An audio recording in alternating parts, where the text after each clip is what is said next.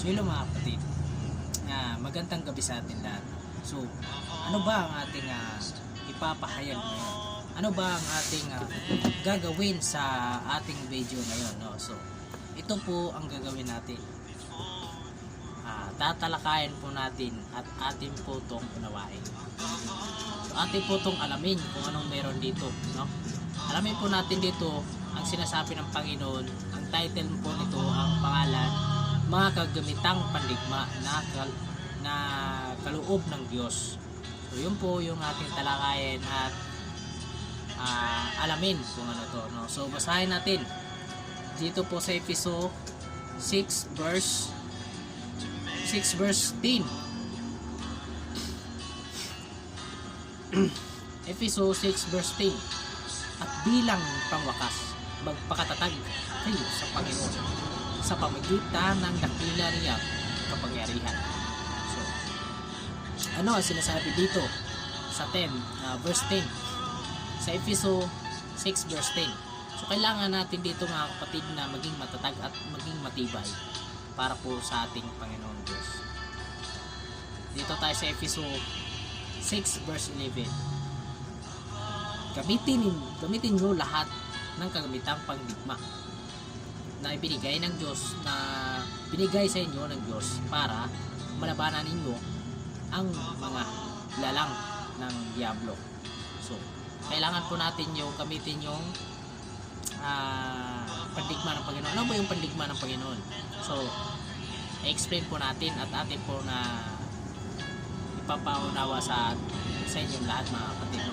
So yung pong sinasabi ng Panginoon, yun pong pandigma na pinagkaloob ng Panginoon sa atin, yung pandigma po natin para sa mga demonyo. Yun po yung pananampalataya natin, no? So yun po ang ating dahilan kung bakit meron tayo niyan, pandigma. So once na may pananampalataya sa Panginoon, yung pananampalataya mo, yun yung pandigma mo. Yun ang iyong hawak ng pandigma sa lahat ng bagay na sama-samang demonyo. So, basahin po natin dito sa 12. Efeso 6 verse 12. Sapagkat ang labanan natin ay hindi mga tao, kundi mga masasamang espiritu sa impapawid, mga pinuno may kapangyarihan at mga tagapamahala ng kadiliman na mamayani sa mundong ito. So, ang kalaban po natin mga kapatid ay hindi to tao. Yun po ay mga demonyo. So, ginawa lang ng mga demonyo, sumanib lang po sila sa tao para po maging kaaway nila ay tao. Pero ang totoo talaga, ang kalaban natin yan, hindi tao. Demonyo po talaga. Yung mga kampong talaga ni Satanas. Yun po yung ibig sabihin ng ating Panginoon Diyos. Ang kalaban natin, hindi tao.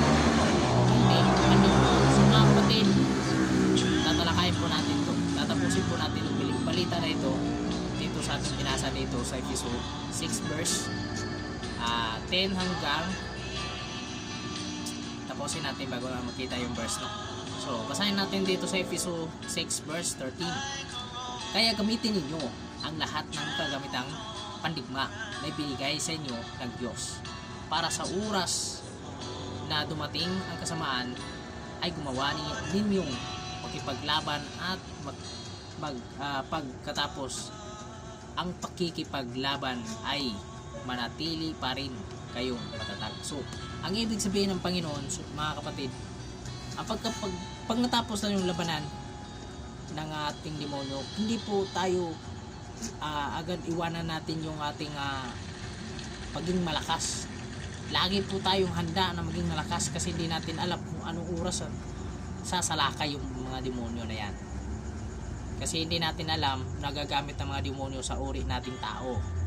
Kaya yun po ang ginagawa ng demonyo. So, kailangan po, kahit tapos na po yung digmaan na yan sa parte ng demonyo, hindi po tayo titigil. Kailangan po natin lagi po tayong matatag at lagi po tayong handa sa paglaban diyan sa mga demonyo na yan. So basahin po natin dito ang Efeso 6 verse 14. Basahin po natin. Kaya maging handa kayo, gawin ninyong sinturon ang katotohanan, isuot nyo ang pagkamatuwid bilang pananggalang sa dibdib ninyo. So, iyon mga kapatid, sinasabi dito, kailangan natin yung ating pananampalataya ilagay natin sa ating puso. Lagi po yun nasa puso natin. Yung ating paniniwala sa ating Panginoon. Lagi po natin na isipin ng Panginoon ay nandito sa ating puso.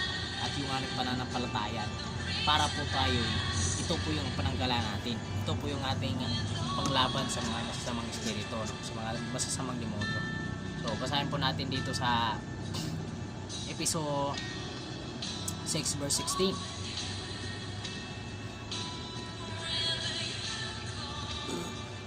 Hindi lang iyan gamitin din ninyo bilang panangga ng pananampalataya ninyo para hindi kayo tablan ng mga panunokso ni Satanas na parang mga palasong nagliliyab.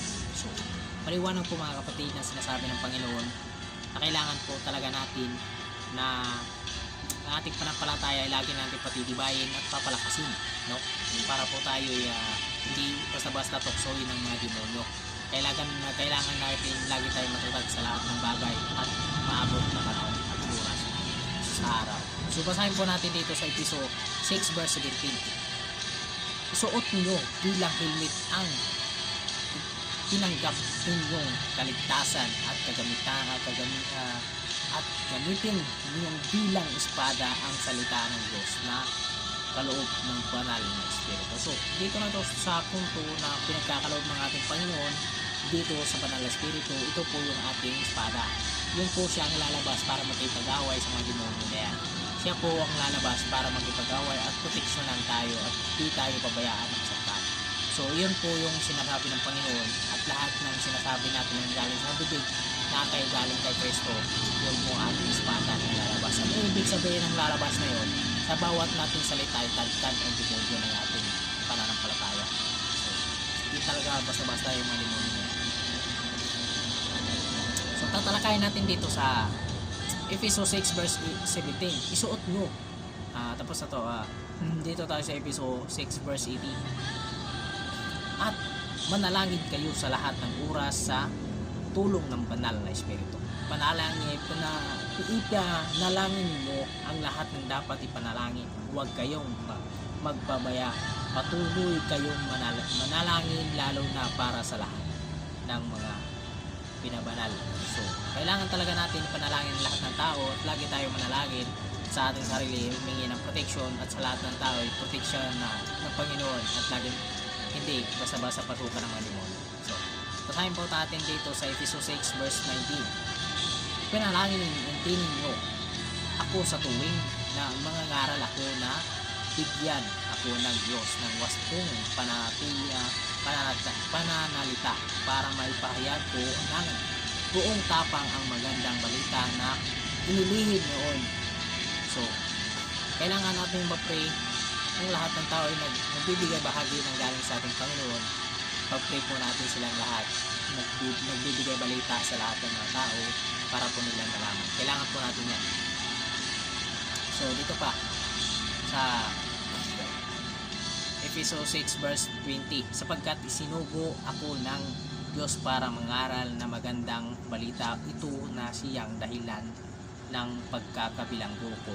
Kaya kung maaari, ipanalangin ninyong may pahayag ko ito ng buong tapang gaya ng nararapat. So, sa ibig sabihin dito mga kapatid, ang sinasabi dito ng ating Panginoon sa taong isinugo ng ating Panginoon, ito po siya, nangangaral po siya para po sa atin. Kahit po nakulong na siya, nangaral pa rin siya, andyan pa rin yung Kristo sa buhay niya. So kasi bakit? Napakahalaga talaga ng buhay natin bilang tao. Anak talaga tayo ng Diyos. Hindi tayo basta-basta pinabayaan ng ating Panginoon. Na minamahal tayo higit pa sa lahat. Wala pong nakakatumbas. So mga kapatid, hanggat maaari po tayo po'y manalangin at lagi tayo mananampalataya sa ating Panginoon at manumbalik para tayo mabigyan ng kapangyarihan na magpuksa ng mga demonyo. So mga kapatid, ang buhay natin hindi atin. Ang buhay natin ay at sa banal na Espiritu. Yun po ang may-ari ng ating buhay. Yung ating katawan po mga kapatid, ay hindi po yan madadala sa isa. So mga kapatid, pag tayo mananampalataya ng Panginoon, ito pong katawan natin madadala kahit saan. So mga kapatid, hanggat maaari, iwasan po natin yung lahat ng bagay na pinagbabawal ng ating Panginoon at lagi tayo manalangin lagi sa ating Panginoon.